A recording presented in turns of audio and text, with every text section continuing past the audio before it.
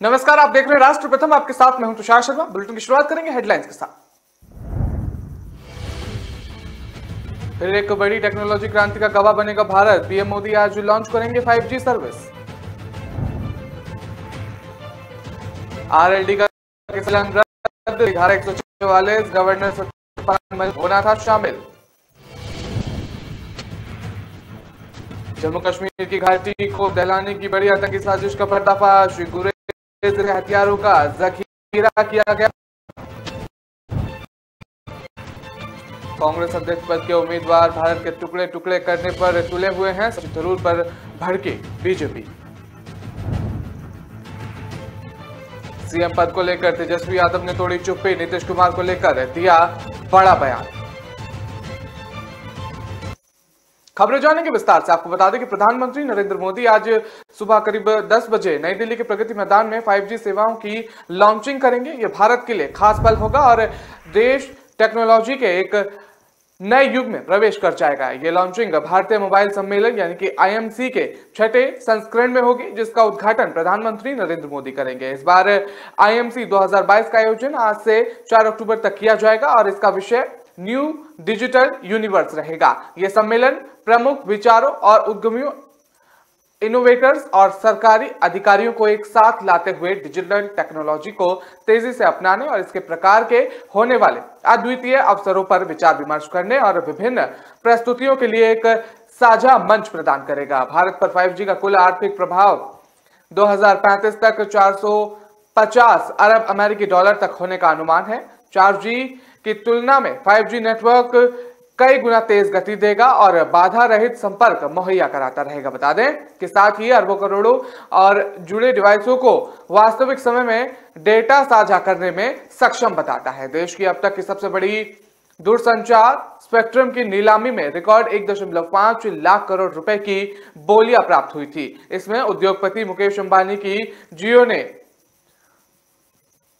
57,986.93 करोड़ रुपए की बोली के साथ बेचे गए सभी स्पेक्ट्रम का लगभग आधा हिस्सा हासिल किया था। बता दें कि भारत के सबसे धनी व्यक्ति गौतम अडानी के समूह ने 400 मेगाहर्ट्ज के लिए 211.86 करोड़ रुपए की बोली लगाई थी। इसका इस्तेमाल हालांकि सार्वजनिक टेलीफोन सेवाओं के लिए नहीं किया जाता। वहीं दूरसंचार क्षेत्रों के दिग्गज सुनील भारती मित्तल की भारती एयरटेल ने 43,039.63 करोड़ की सफल बोली लगाई। बता दें कि जबकि वोडाफोन आइडिया ने 18,786.25 करोड़ में स्पेक्ट्रम खरीदा है।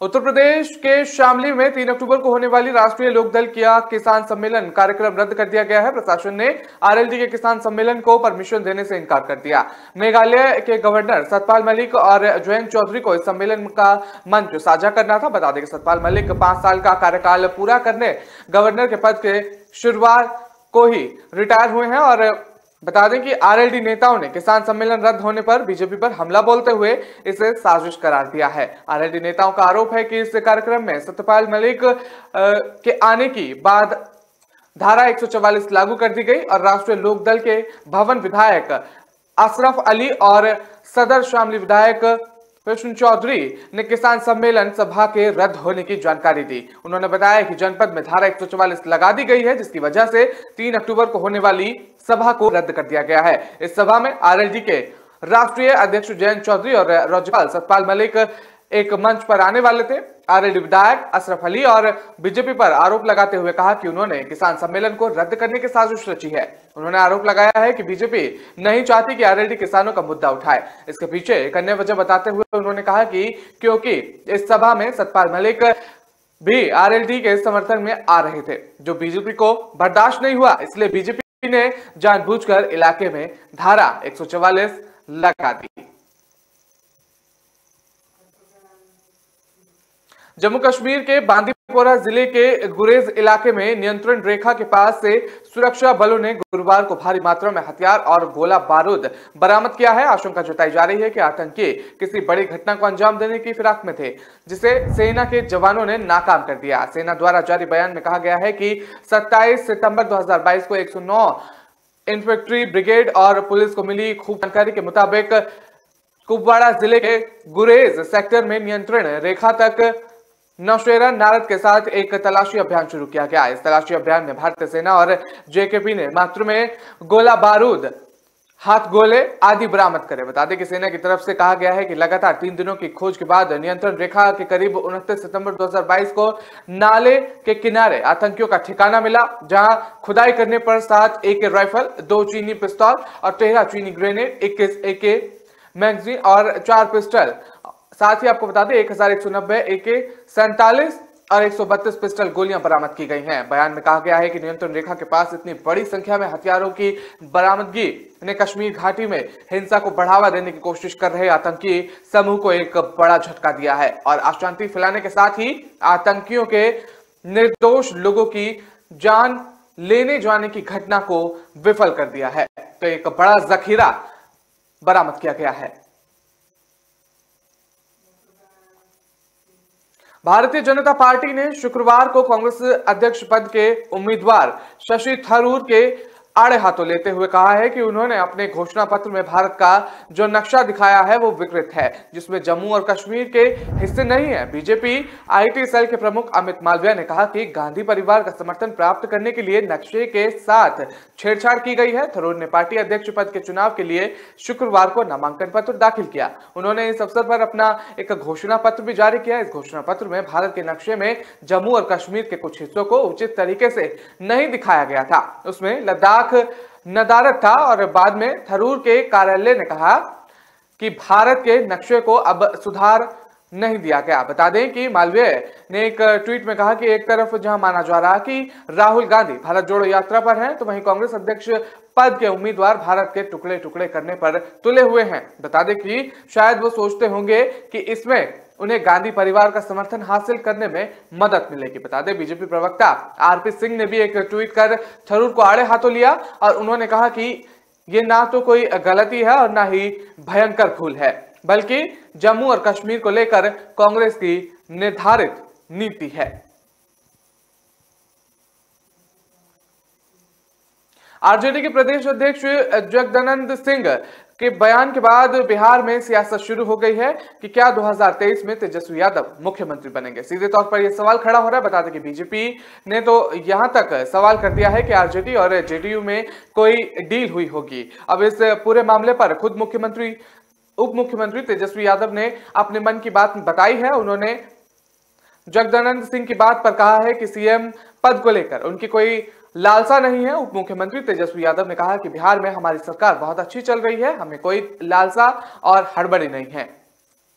बता दें कि बयानबाजी करने वालों को बयान देने से बचना चाहिए। नीतीश कुमार महागठबंधन के नेता हैं और CM हैं। जब मुझे कोई हड़बड़ी नहीं है तो लोगों को भी नहीं भूलना चाहिए। और आगे तेजस्वी यादव ने बिहार के CM पद को लेकर कहा कि चाहने वाले समर्थन बोलते रहते हैं, ये वक्त नहीं है ये सब चर्चा करने का। बता दें कि अभी लक्ष्य है कि फासिस्ट ताकतों को कैसे हटाया जाए और नीतीश कुमार के नेतृत्व में काम करने को मौका मिला और इससे बड़ी खुशी क्या हो सकती है। तो सीधे तौर पर तेजस्वी यादव ये तमाम बयान देते हुए नजर आए। बता दें कि जगदानंद सिंह ने यह कहा था कि नीतीश कुमार की घोषणा के अनुसार ऐसा लग रहा है कि वो 2022 बीतने के बाद 2023 में देश की लड़ाई लड़ेंगे। नीतीश कुमार बिहार के भविष्य की लड़ाई तेजस्वी यादव के हाथ सौंप देंगे।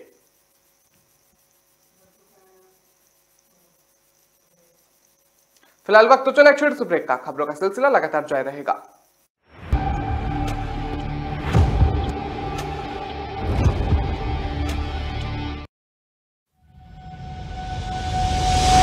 लहरों से डरकर नौका पार नहीं होती, कोशिश करने वालों की कभी हार नहीं होती। नन्ही चींटी जब दाना लेकर चलती है, चढ़ती दीवारों पर 100 बार फिसलती है। मन का विश्वास रगों में साहस भरता है, चढ़कर गिरना गिरकर चढ़ना न अखरता है। आखिर उसकी मेहनत बेकार नहीं होती, कोशिश करने वालों की कभी हार नहीं होती। डुबकी या सिंधु में गोताखोर लगाता है, जा जाकर खाली हाथ लौट कर आता है। मिलते नहीं सहज ही मोती गहरे पानी में, बढ़ता 2 गुना उत्साह इसी हैरानी में। मुट्ठी उसकी खाली हर बार नहीं होती, कोशिश करने वालों की कभी हार नहीं होती। असफलता एक चुनौती है, इसे स्वीकार करो। क्या कमी रह गई देखो और सुधार करो। जब तक न सफल हो नींद चैन को त्यागो तो, संघर्ष का मैदान छोड़कर मत भागो तो। कुछ किए बिना ही जय जयकार नहीं होती, कोशिश करने वालों की कभी हार नहीं होती। कुछ नया करो।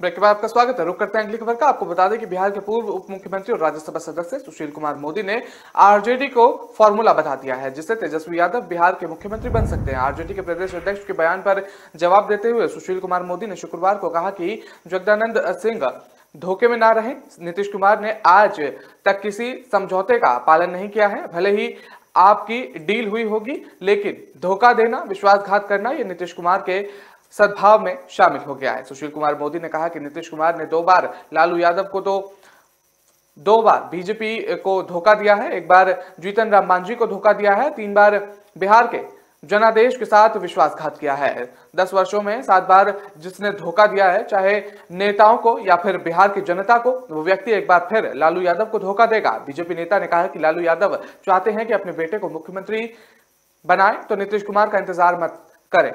तो साथ ही उन्होंने बता दें, कहा है कि अगर आप जेडीयू को तोड़ दीजिए और 5 विधायकों को मिला लीजिए तो आपका बेटा बिहार का मुख्यमंत्री बन जाएगा। नीतीश कुमार कुछ नहीं कर पाएंगे और ना इधर के रहेंगे ना उधर के रहेंगे, सीधे तौर पर निशाना साधते हुए नजर आए। बता दें, सुशील कुमार मोदी ने आगे कहा कि नीतीश कुमार की मुख्यमंत्री की गद्दी तो जाएगी ही और प्रधानमंत्री बनना बहुत दूर की बात है।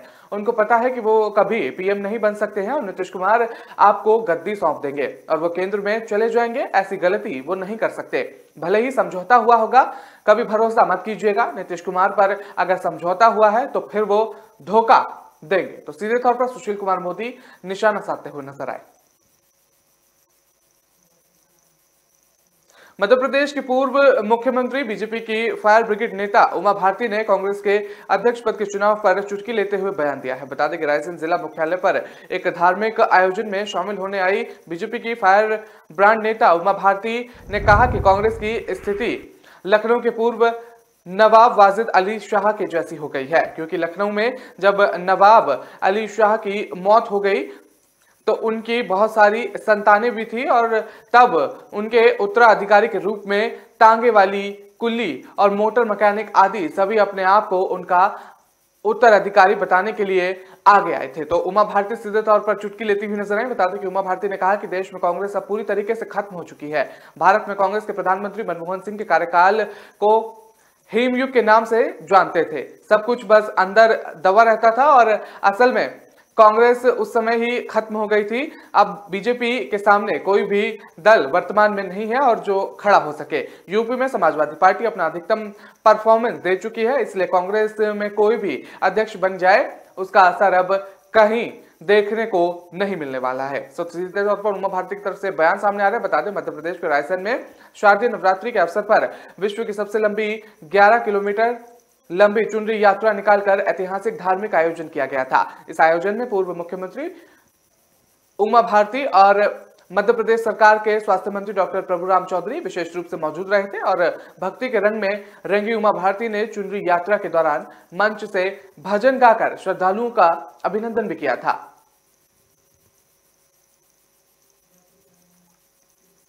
बीजेपी नेता और पंजाब के पूर्व मुख्यमंत्री कैप्टन अमरिंदर सिंह ने प्रधानमंत्री नरेंद्र मोदी की तारीफ की है। उन्होंने कहा है कि नरेंद्र मोदी बहुत जल्द अच्छी फैसले लेते हैं। उन्होंने कहा कि मेरी भी ये कोशिश होती है कि मैं भी जल्दी फैसले ले सकूं। उन्होंने कहा कि प्रधानमंत्री की जल्द फैसले लेने की आदत मुझे बहुत अच्छी लगती है। इसके साथ ही कैप्टन ने कांग्रेस के अध्यक्ष पद के चुनाव पर भी अपनी बात रखी है। कैप्टन अमरिंदर सिंह ने इसी महीने की 19 तारीख को बीजेपी में शामिल हुए हैं और उन्होंने अपनी पार्टी पंजाब लोक कांग्रेस का बीजेपी में विलय कर लिया है। कैप्टन अमरिंदर सिंह ने शुक्रवार को कहा कि हमें पुराने मोड में नहीं जाना, हमको आगे ले जाना है और कांग्रेस में अभी कोई नहीं है, कांग्रेस का कोई फ्यूचर नहीं है। तो सीधे तौर पर कांग्रेस पर निशाना साधते नजर आए। बता दें कि कांग्रेस के 4 एडवाइजर क्या कर लेंगे। कांग्रेस के पास एडवाइजर हैं कि कौन, वेणुगोपाल, रणदीप सुरजेवाला, अजय माकन, मल्लिकार्जुन खड़गे और उन्होंने ए.के. एंटनी पर भी सवाल खड़े किए। इस पूर्व कांग्रेस नेता ने कहा कि कांग्रेस का राजस्थान में रब ही रखा है और मैं नहीं कह सकता कि वह क्या होगा। उन्होंने कहा कि राहुल गांधी की भारत जोड़ो यात्रा कर रहे हैं और पार्टी टूट रही है, वो पहले राजस्थान तोड़ लें। और साथ ही उन्होंने कहा कि ये देखना होगा कि प्रेसिडेंट कौन बनता है। दिग्विजय सिंह और शशि थरूर एक अच्छे इंसान है, लेकिन पार्टी उनको अध्यक्ष नहीं बनाएगी। तो सीधे तौर पर कांग्रेस पर निशाना साधते हुए नजर आए कैप्टन अमरिंदर। शिवसेना पार्टी का असली मालिक कौन होगा, अब यह चुनाव आयोग निर्धारित करेगा। इसी बीच उद्धव ठाकरे का खेमा जो पहले ही कह चुका है कि वह चुनाव आयोग के सामने अपना मामला मजबूती के साथ पेश करेगा और प्लान बी के साथ भी तैयार है। यदि उसे प्रतिद्वंदी एकनाथ शिंदे समूह के आगे अपना धनुष बाण का चिन्ह खोना पड़ा है या चुनाव आयोग इसे फ्रीज करता है। पार्टी के एक वरिष्ठ पदाधिकारी ने बताया कि अगर चुनाव आयोग हमारे खिलाफ फैसला करता है तो पार्टी कोई चांस नहीं लेना चाहती है। अगर पार्टी को आगामी बीएमसी चुनाव नए चुनाव चिन्ह के साथ लड़ना है तो प्लान बी उस स्थिति के लिए तैयार है। उनकी योजना में बड़े पैमाने पर मतदाता पहुंचे और सोशल मीडिया कार्यक्रम और शिवसेना के इतिहास की यदि दिलाने और दिव्यांगत पार्टी संस्थापक बाल ठाकरे के लोकप्रिय भाषणों पर एक वापसी शामिल है। बता दें कि पदाधिकारी ने कहा कि मतदाताओं के नए चुनाव चिन्ह के बारे में जागरूक करने के लिए शाखाओं और विभागों से हमारी मतदान मशीनरी मतदाताओं तक अपनी पहुंच बढ़ाएगी और अथक प्रयास करेगी। जैसा कि पार्टी अध्यक्ष उद्धव ठाकरे ने कहा कि शिवसैनिक बीएमसी चुनाव जीतने के संकल्प के साथ ही इसके अपने पहले चुनाव के रूप में लड़ेंगे और यह कदम इसलिए महत्वपूर्ण है क्योंकि शिंदे खेमे के सदस्य असली सेना और चुनावी प्रतीक के सच्चे दावेदार होने का दावा भी करते हैं। गुजरात में होने वाले विधानसभा चुनाव के लिए आम आदमी पार्टी ने अपनी पूरी ताकत झोंक दी है। आपके बड़े बड़े नेता गुजरात दौरे पर जा रहे हैं। अब इसी कार्यक्रम में आज राघव चड्ढा गुजरात दौरे पर आए हैं और हाल ही में राघव चड्ढा को आपने गुजरात में पार्टी के राजनीतिक मामलों का सह प्रभारी नियुक्त किया था। गुजरात में इस साल चुनाव होने हैं। राघव चड्ढा आज अहमदाबाद, वडोदरा, सूरत में कार्यकर्ताओं के साथ अहम बैठक और राजनीतिक बैठक करेंगे। इसके साथ ही वो अहम मुद्दों पर प्रेस कॉन्फ्रेंस भी करेंगे। राघव चड्ढा 2 अक्टूबर को जयंती के अवसर पर दांडी स्मारक स्थल पर पहुंचेंगे। इसके साथ ही वो सूरत में पद यात्रा निकालेंगे और सूरत में डायमंड व्यापारियों और फैक्ट्री वर्करों के साथ बातचीत भी करेंगे। इसी बीच राघव चड्ढा ने ट्वीट कर ये जानकारी दी है। बता दें, हम अपने खून से लिखे कहानी ए वतन मेरे करे कुर्बान, हंस कर ये जवानी ए वतन मेरे। तो सीधे तौर पर ट्वीट के जरिए उन्होंने बात कही है। गुजरात बदलाव मांग रहे हैं और हर दिन आम आदमी पार्टी के बढ़ते कदम देख बीजेपी की नींद उड़ सी गई है। हम भगत सिंह के अनुयायी हैं, ना तुम्हारी जेल की दीवारें से डरते हैं और ना फांसी के फंदे से इनकलाब जिंदाबाद। राघव चड्ढा ने सीएम केजरीवाल के ट्वीट पर प्रतिक्रिया देते हुए ये ट्वीट किया। तो सीधे तौर पर ट्वीट के जरिए वो जानकारी देते हुए नजर आए। फिलहाल वक्त तो चला एक छोटे से ब्रेक का। खबरों का सिलसिला लगातार जारी रहेगा।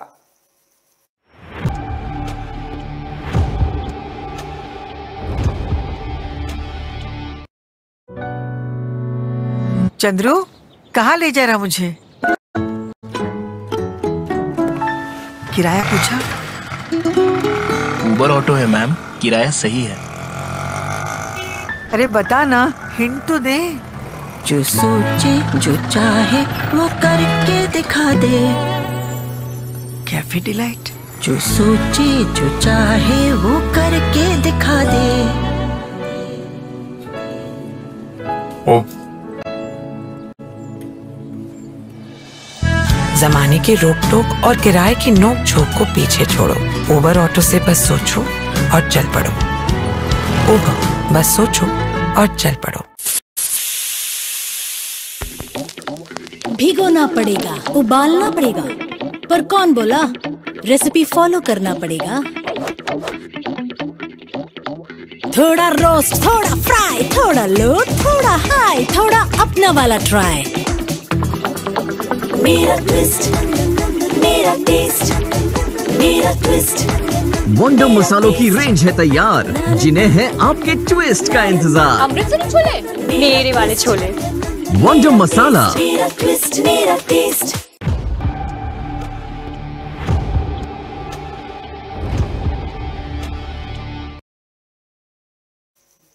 ब्रेक के बाद आपका स्वागत है। रुक करते हैं अगली खबर का। आपको बता दें कि सर्दियों में होने वाले वायु प्रदूषण की समस्या से निजात पाने के लिए दिल्ली सरकार 15 फोकस बिंदुओं पर आधारित विंटर एक्शन प्लान बना रही है। पर्यावरण मंत्री गोपाल राय ने मंगलवार को प्रेस कॉन्फ्रेंस कर ये जानकारी दी है। उन्होंने कहा कि इसको लेकर संबंधित 30 विभागों के साथ 5 सितंबर को संयुक्त बैठक हुई थी। सभी विभागों को 15 सितंबर तक पर्यावरण विभाग को विंटर एक्शन प्लान के तहत वित्तीय कार्य योजना सौंपने के निर्देश दिए गए हैं। राय ने कहा कि सभी विभागों ने रिपोर्ट सौंप दी, जिसके आधार पर विंटर एक्शन प्लान तैयार किया जा रहा है। बता दें कि राय ने कहा कि विंटर एक्शन प्लान को सीएम केजरीवाल 30 सितंबर को लोगों के समक्ष रखेंगे और इसके आधार पर वायु प्रदूषण से निपटने की कोशिश की जाएगी।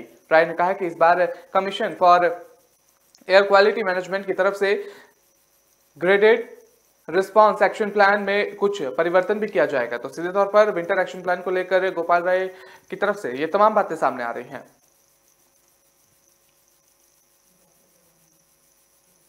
नई Vande Bharat express semi high speed train ने अहमदाबाद से मुंबई के बीच 492 किलोमीटर का सफर शुक्रवार को 5.5 घंटे में तय किया। पहले दिन में ही 313 यात्री सफर किया था और प्रधानमंत्री नरेंद्र मोदी ने सुबह करीब 10:30 बजे गांधीनगर से ट्रेन को हरी झंडी दिखाकर रवाना भी किया था। ट्रेन अहमदाबाद रेलवे स्टेशन के प्लेटफॉर्म 9 से दोपहर 2 बजे रवाना हुई और शाम 7:30 बजे मुंबई सेंट्रल रेलवे स्टेशन पहुंच गई। बता दें कि पश्चिमी रेलवे के मुख्य जनसंपर्क अधिकारी सुमित ठाकुर ने बताया कि ट्रेन में 313 मुसाफिर मौजूद थे, जिनमें से 47 एग्जीक्यूटिव चेयर कार श्रेणी में थे, जबकि शेष चेयर कार का कोच में थे। और बता दें कि साथ में रेलवे के अधिकारी और मीडिया कर्मी भी थे और नई ट्रेन के लिए बुकिंग एक दिन पहले ही शुरू की गई थी। यात्री ट्रेन के पहले सफर का हिस्सा बनने को लेकर उत्साहित थे और वो यात्रा के दौरान मोबाइल से फोटो खींच रहे थे और वीडियो बना रहे थे।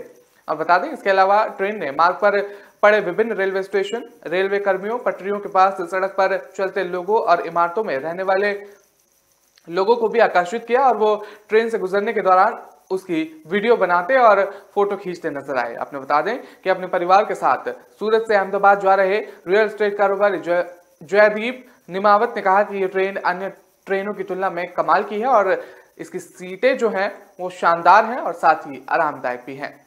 तो बता दें ये ट्रेन गांधीनगर से मुंबई के बीच चल चुकी है।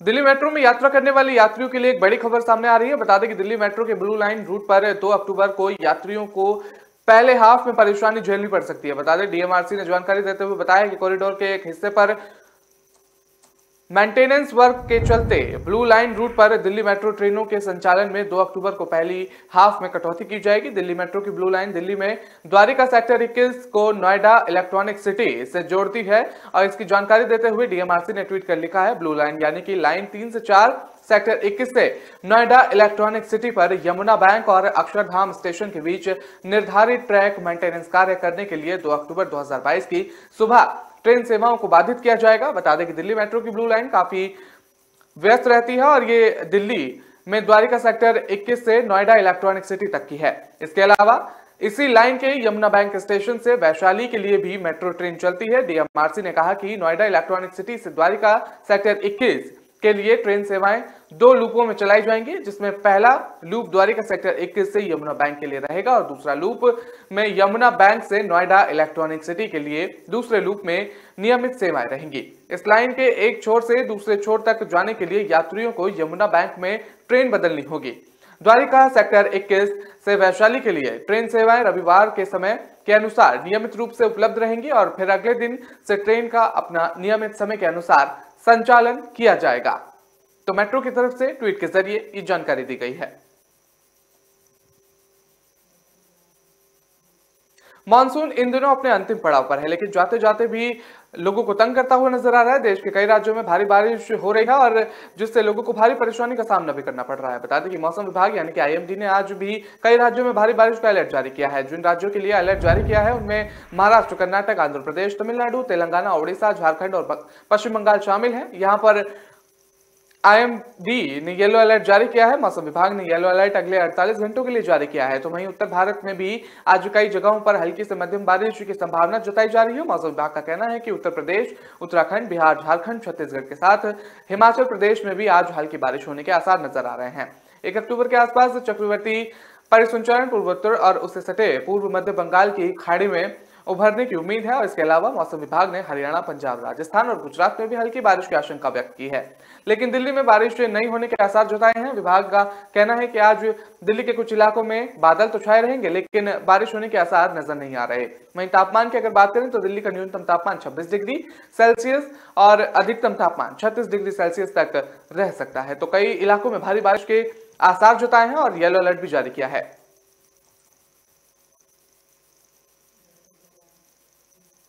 मुंबई में आज से टैक्सी का किराया 3 रुपए और ऑटो रिक्शा का किराया 2 रुपए बढ़ा दिया गया है। बता दें, यानी मुंबई और मेट्रोपॉलिटन क्षेत्र के लोगों को अब काली पीली टैक्सी से सफर करने पर न्यूनतम किराया 28 रुपए और ऑटो रिक्शा से यात्रा पर न्यूनतम किराया 23 रुपए देना होगा।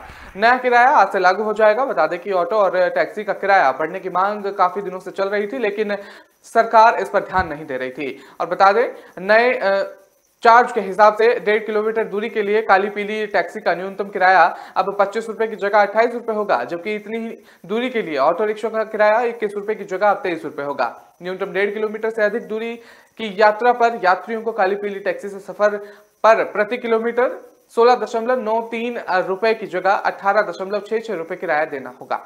बता दें कि ऑटो रिक्शा से सफर करने पर प्रति किलोमीटर 14.20 रुपए की जगह 15.33 रुपए किराया देना होगा।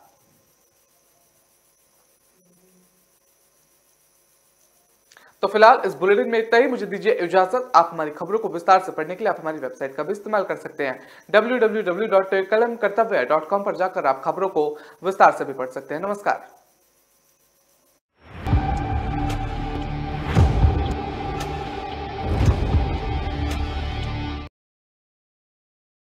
वंडर मसालों की रेंज है